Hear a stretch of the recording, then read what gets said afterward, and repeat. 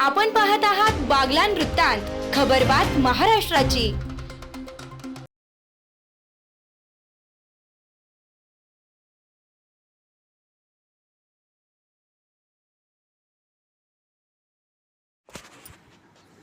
नांदगाव येथील कृषी उत्पन्न बाजार समितीत मका खरेदी केंद्राचा शुभारंभ। नांदगाव येथील नांदगाव कृषी उत्पन्न बाजार समितीत शासनाच्या आधारभूत खरेदी योजनेअंतर्गत मका खरेदी केंद्राचे उद्घाटन आमदार सुहासअण्णा कांदे यांच्या हस्ते झाले। मका दरात मोठी घसरण झाल्याने शेतकऱ्यांना दिलासा देण्यासाठी हे केंद्र सुरू करण्यात आले। आमदार कांदे यांनी शासनाकडे पाठपुरावा करून केंद्र मंजूर करून घेतले। यावेळी माजी आमदार अनिलदादा आहेर यांच्यासह अनेक मान्यवर उपस्थित होते। भविष्यात भव्य लिलाव शेड, यार्ड काँक्रिटीकरण व 5 कोटींचे शेतकरी भवन उभारणीसाठी प्रयत्न केले जातील असे आमदारांनी सांगितले। तर शेतकऱ्यांनी आपला मका येथे विक्रीसाठी आणावा असे आवाहन आमदार सुहास कांदे यांनी केले। या कार्यक्रमाला नांदगाव तालुक्यातील शेतकरी बांधव मोठ्या संख्येने उपस्थित होते। बागलाण वृत्तांतासाठी विभागीय संपादक मारुती जगधने। इलेक्शनचा लोड असं म्हटलं तर काही वावगं ठरणार नाही। दुर्दैवाने बऱ्याच वेळा शेतकऱ्याला दुय्यम स्थान मिळतं, परंतु हे सरकार अनेक प्रयत्न करत आहे की शेतकऱ्यांना प्रथम स्थान कसं मिळेल याच्या मागे आपण सर्व पाठीमागे लागलेलो आहोत। आणि दादांनी सांगितलं आणि बऱ्याच वक्त्यांनी सांगितलं की नांदगाव मार्केट कमिटी ही शिस्तप्रिय मार्केट कमिटी, म्हणजे आतापर्यंत 100 जर मार्केट कमिटीचे भांडं मिटवले असेल तर 100चे 100 ते मनमाड मार्केटचेच मिटवले असेल। सुदैवाने नांदगाव मार्केट कमिटीचा कधी वादच मिटला म्हणजे गरजच पडली नाही। मला सांगायला ह्या नांदगाव मार्केट कमिटीचा अभिमान वाटतो की ज्यावेळेस सभापती त्या मार्केट कमिटीवर बसतो आणि त्याची मुदत ठरते त्यावेळेस 8 दिवस आधी येऊनच तो सभापती म्हणतो की माझी मुदत संपली, मला राजीनामा द्यायचा आहे। ही अभिमानाची गोष्ट आहे। आणि मनमाड मार्केट कमिटीला लई चिमटे घ्यायला लागतात, अरे राजीनामा राजीनामा राजीनामा राजीनामा, थांबा ना एवढं झालं की करतो, थांबा ना एवढं झालं की करतो, थांबा ना। हे दुर्दैव आहे। परंतु आदरणीय अनिलदादांच्या नेतृत्वात, आदरणीय बापूसाहेबांच्या नेतृत्वामध्ये, तेजदादा किंवा विलास भाऊंच्या वडिलांच्या नेतृत्वामध्ये जी शिस्त ह्या मार्केट कमिटीला लागलेली आहे ती शिस्त कायम राहिली। आणि मी आपल्यालाही आश्वासित करतो की मी आपल्या आशीर्वादाने जोपर्यंत आमदार आहे तोपर्यंत ही शिस्त मी कायम ठेवेल। मनमाडचा बराच प्रयत्न केला परंतु प्रयत्नांना काही यश आलं नाही, त्याच्यामुळे आता दादा मी प्रयत्न करणंच सोडून दिलं। आता संजू भाऊ उतरतो पण ही बी शंका आहे, परत बघू होते डोक्याला ताणे, संजू भाऊ द्या राजीनामा। थकलो मी त्या मार्केट कमिटीला, परंतु अभिमानाने मी कधीही केव्हाही गेलो। तेच दादा सभापती असेल, आता दादांचे सुपुत्र सभापती आहे, सर्वच सभापती असेल, अत्यंत शिस्तप्रिय सभापती। प्रस्ताव तयार करा, तो मला प्रस्ताव द्या, ह्या महिना 1.5 महिन्यामध्ये ताबडतोब पुढचा पावसाळा येईपर्यंत मी आपल्याला एक चांगलं उच्च प्रतीचा शेड इथे उपलब्ध करून देतो असे या ठिकाणी आश्वासित करतो।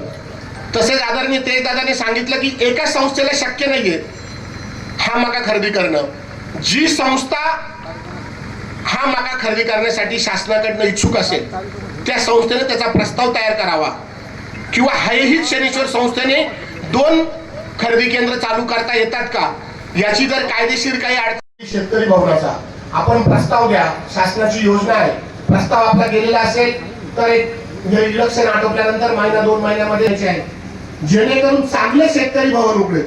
मी नेहमी म्हणतो शेतकरी येतो आणि ज्यावेळेस तो कांदा मार्केट कमिटीमध्ये आणतो, ते पैसे घेऊन जातो, त्यावेळेस त्या मुलीच्या लग्नाचं स्वप्न तो बघत असतो आणि ते स्वप्न ज्यावेळेस त्याला 2 रुपये त्याच्या खिशात मिळतात त्यावेळेस ते सत्यात उतरतं। म्हणून खरं जर पाहिलं तर ह्या नांदगाव विधानसभा मतदारसंघाची, ह्या नांदगाव तालुक्याची नांदगाव मार्केट कमिटी एक पाठीचा कणा आहे आणि हे एक स्वप्न आहे।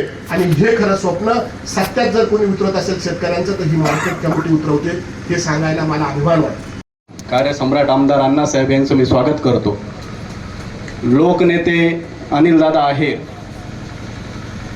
तेजदादा कवडे असतील, नगराध्यक्ष सागर भोईरे असतील, अमित भाऊ पाटील असतील, बाळाकाका कलंत्रे असतील, आमचे काका विलास। तर आपण मार्केट कमिटीमध्ये कॉन्क्रीट रस्ता दिलेला आहे, 50 लाखाचं शेड दिलेलं आहे, दत्त आपलं मंदिर आहे त्याच्यासमोरचं शेड आपण दिलेलं आहे, म्हणजे असे सुमारे 1 कोटीचे कामं आपण मार्केट कमिटीला दिलेले आहे। नांदगाव मार्केट कमिटीच्या वतीने पाहिजे. मागील 2 वर्ष ही मंजुरी मिळाली होती, पण झालं असं की मार्केटमध्ये रेट चांगले होते म्हणून त्याची काही एवढी आवश्यकता भासली नाही. साधारणतः आपण पाहतो का दर 2-3 वर्षांनी ही अडचण येत राहते आणि असं झालं की 4 ते 5 वर्षापासून एक सारखी अडचण असायची का आपल्या नांदगावला गोडाऊनच नसायचं आणि गोडाऊन नसल्या कारणाने ही जी मक्का आहे तिला परवानगीच मिळत नव्हती. म्हणजे कारण तिला ठेवायला जागा लागते आणि ती तहसील ऑफिसमधनं अशी जागा उपलब्ध नसल्यामुळे ती मिळतच नसायची. म्हणून तत्कालीन आम्ही सगळ्यांनी विलास भाऊ आणि बाकीचे संचालक अण्णासाहेबांकडे गेलो आणि त्यांना ही अडचण सांगितली का ही नेहमी आम्हाला इथं ही अडचण येते आणि हिचं आपण काहीतरी करा. मग त्या अनुषंगाने तेव्हा आता जे आपल्या नवीन तहसीलच्या शेजारी एक मोठं गोडाऊन झालेलं आहे, अण्णांनी प्रयत्न करून ते गोडाऊन मंजूर करून घेतलं, त्याचं कामही पूर्ण झालं आणि ते गोडाऊन झाल्यामुळे आज असं झालं की हा जो इतरत्र तहसीलचा किंवा कोणताही माल असेल तो तिकडं जायला लागला आणि जुन्या तहसील शेजारी आपल्याला हे गोडाऊन उपलब्ध झालं असते. कारण दिवाळी दसऱ्याच्या वेळेस आपल्याला पैशाची गरज असते आणि जी नोंदणीच तेव्हा चालू होते आणि मग ती प्रक्रिया करत करत जानेवारी येतं, जानेवारीपर्यंत 60-70% मालच कोणाकडे शिल्लक राहत नाही. म्हणून ही प्रोसेस शासन कोणतंही बदललं तरी अधिकाऱ्यांमुळे याच्यात काही दुरुस्ती कधीच होऊन नाही राहिली. अण्णासाहेब यांनी आपल्या सातबाऱ्यावर जर आपले त्याच्या नोंदी आहे तर त्यांनी ती जी नोंदणी आहे ती लवकर चालू करावी, जेणेकरून म्हणजे ज्यांच्याकडे माल नसेल त्यावेळी ते शेतकरी रिजेक्ट होतील, पण ज्यांच्याकडे आहे. जिल्ह्याचे ज्येष्ठ नेते बापूसाहेब कवडे आणि आमचे काका स्वर्गीय विजू मामा आहेत यांनी जवळजवळ 40 वर्षापर्यंतची सत्ता आहे या मार्केट कमिटीमध्ये संपादित केलेला आहे. त्यांनी जो आदर्श घालून दिला शिस्तीचा आणि संयमाचा, ती शिस्त आणि संयम आजही या संचालक मंडळ त्या धोरणाशी प्रामाणिकपणाने भूमिका बजावत आहे. आपण नेहमी बघतो की जी बाहेरची मंडळी आहे ती अतिशय काळजीपूर्वक याच्यामध्ये सहभाग घेतात किंवा दूर राहण्याचा प्रयत्न करीत असतात. आज मला याचा आनंद वाटतो का या मार्केट कमिटीमध्ये आजही शिस्त आपण अनुभवत आहोत.